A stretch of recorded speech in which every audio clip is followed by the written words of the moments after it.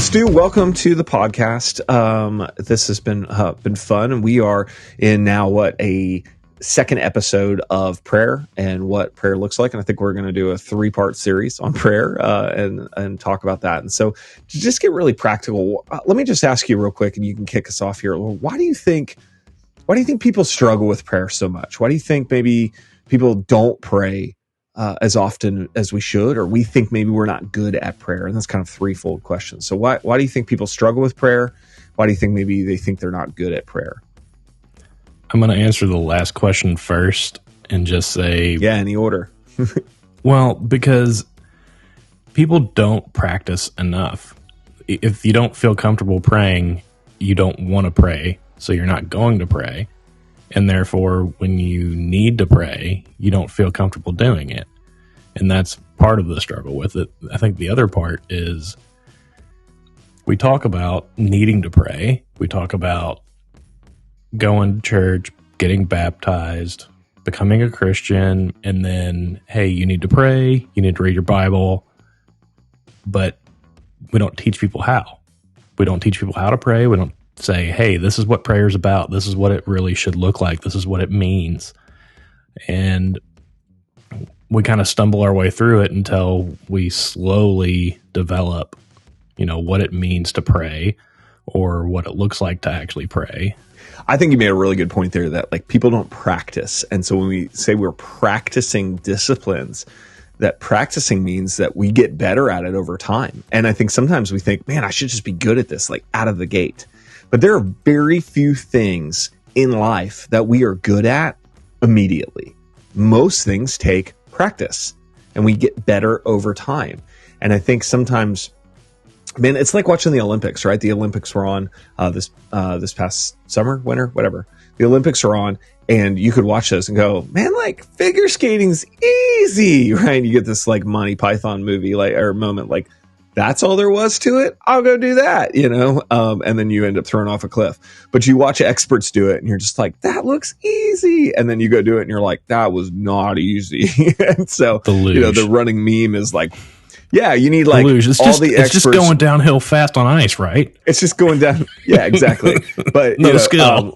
The meme says that, I need one person just for reference. That's a normal person doing this and just realizing how far back he would be on any of these events. And so recognize, I think you made a great point. Recognize that prayer, just like everything else in life, is something that can be practiced, and therefore you can get better. And I think for us as Christians, we really should think about that there's a lot of things that we want to get better at and things we want to do, but is being a better prayer, yeah, that's a verb. Being a better prayer, something that's on our list of things that we want to be known for, right? There's a lot of things we want to be. I'd love to be a great public speaker. I'd love to be a great writer. I'd love to be, this is just me speaking, right? But at the core of it is that fueled by this foundation of, man, I want to be known for the prayers that I pray. That when I pray, man, God shows up, God listens, things happen. Do I really believe that? And so we can talk about that. And I think the other point that you made is really good too, that, we know we need to pray, but maybe we're not taught how. And that's certainly what we want to talk about in this episode is to teach how to pray. And we see Jesus modeling that in his life. And clearly he was going away early mornings, late nights, all to pray and to secluded places. And he'd come back, and I'm sure his disciples are going, what are you doing? He's like, oh, I'm praying. I had to talk to my Father. It's wow. And they're realizing we don't pray like that. Do you pray like that? We don't pray like that. And then they say, teach us how to pray. And that's where we get the Lord's Prayer from specifically. And so, Jesus even took time to teach his disciples how to pray. And so when I think about prayer specifically, I think about 3 things: place, pace, and practice. And so for developing a prayer time in your life, find a place. Find a place that you can go to, someplace that is, secluded. You're not going to have the kids running in and out. It's not even distracted by your car. I'm not against praying in your car. That's great. But, to really focus on what's in front of you as you're developing a practice, this is where you want a place that can just be yours. that Jesus often found himself going to secluded places. So where's a place in your house, in your yard, on your property, that you can go and spend some uninterrupted time in prayer? Find a place. Next, find a pace. One of my suggestions is to find a time of day that works continually, and you set it like an appointment. That, if you're a morning person, 5 a.m. works for me.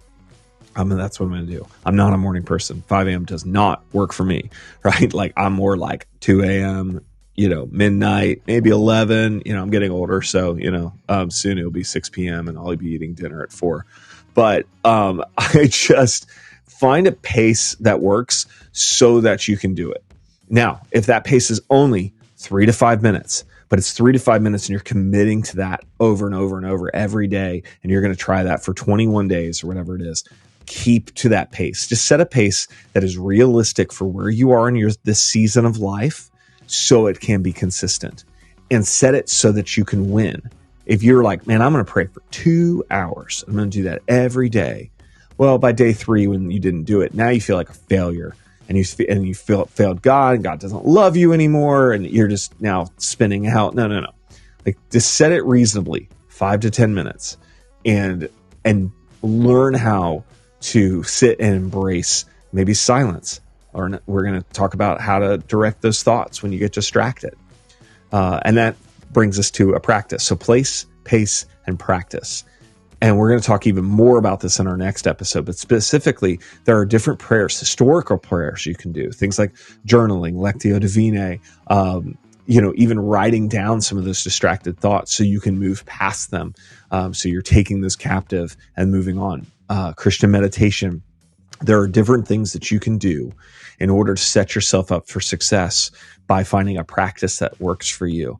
And there's even different apps, and we'll suggest some here later in this episode, that you can use to help guide and direct your prayers. And maybe you couple all of this with some fasting in your life. And again, we'll talk about fasting specifically and what that looks like.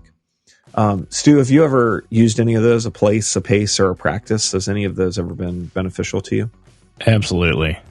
Pace is definitely one of the things that was big for me, needing to take the time and slow myself down intentionally and give that time to God to say, I'm a mess. I need you. I'm listening. Please help. And then, as far as the place, I'm really capable of doing it anywhere, but if I'm going to be honest, in the comfort of my own home, usually it's, downstairs for me after the kids have gone to bed. Wife's gone to bed and it's just on the couch, where my living room is downstairs. It's just a good spot for me where I can just sit or kneel or lay or, whatever position I need to be in. Yeah, and again, I want to encourage you, the more you do this, the more opportunities you're going to see God working. And I think often we live at a pace that we don't need God. And then we find ourselves in places that we didn't bring God because we don't have practices that ground us to God. And we think about that. So a few years ago, quite a few years ago, I was pretty dedicated to my prayer life at the time. And I really felt challenged to pray for people who were around me. If God led me to pray for somebody, I'm just going to pray for them. And so my grandpa and I were down in Mexico. He had taken us on a nice vacation, and we were wandering around looking for a very specific guy to talk about a timeshare that my grandfather owned. And we couldn't find this guy. We're going all around, and he doesn't speak any Spanish. And we finally found a lady who spoke English in an office, and she knew who we were looking for, but he was in a different city altogether. And so she was able to help us a little bit. And I'm sitting there, and I just felt the prodding from the Holy Spirit that I'm supposed to pray for this lady. And I had no idea why. And I'm also knowing I'm sitting with my grandfather, who is not a Christian and would not have give any time of day for something like that. And I'm sitting there, God, if you want me to pray for her, you're gonna make a way to this to happen. I have no idea how to make this happen with him, and respecting my grandfather and his time. And we, said our goodbyes to this lady, walked out of her glass double door office. And my grandpa looks at me and he goes, I got to go to the bathroom. And then I knew he was going to be gone for like 30 minutes. Right. And I was like, well played, God. Well played. All right. And so, solid move, bro. Yeah. I'm like, all right. So, I went and knocked on this lady's glass doors and she got up and opened the door and come on in. I said, hey, I'm a Christian. And I really believe in, that in power of prayer. And I feel like I'm just supposed to pray for you right now. And she's like, oh, I believe in angels. And, she's telling me, her spirituality. I said, would it be all right if I pray for you? She said, that'd be great. And then she began to share her story, which I didn't know before. And that they had moved down there, her husband and her son. Her husband had had a heart attack and died and left her and her teenage son down there in Mexico. And they were making a new life for themselves in Mexico. And she just didn't know what to do next and didn't know how to raise this teenage boy. And it was like, oh my goodness, and she just unloaded on me. And I just prayed for her there in her office and she was in tears and I've never seen her since. But there was this moment where it was, okay, God is calling me and leading me in this moment of prayer.